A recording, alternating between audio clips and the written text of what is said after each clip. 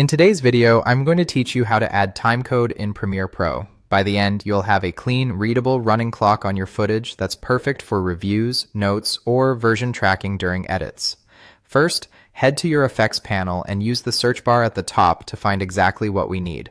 Type the word timecode. This narrows the list so you can spot the built-in timecode effect right away. If your effects panel isn't visible, don't worry. Just make sure your workspace is set up so you can see it, then keep going.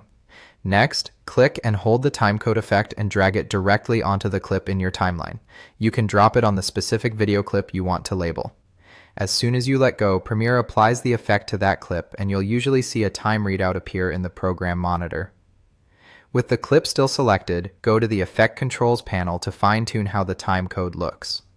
This is where you'll adjust the position, size, and opacity so it lands exactly where you want and reads clearly. For placement, choose a corner that doesn't interfere with essential visuals. Bottom left or top right often works well.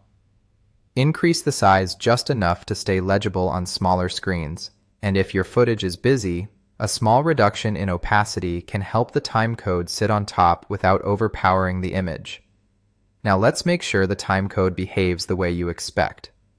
Under the timecode settings in Effect Controls, find Timecode Source and switch it to Generate. This tells Premiere to create a fresh timecode instead of pulling one from the media file. Then, set the time display to 24.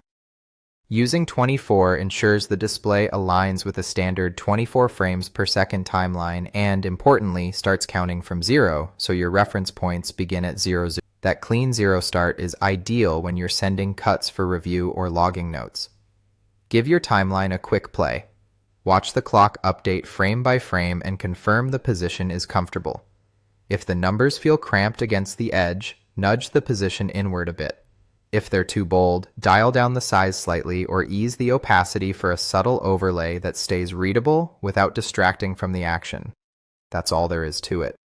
You searched for the timecode effect, dragged it onto your clip, adjusted position, size, and opacity, and set the source to generate with a 24 time display to start from 0.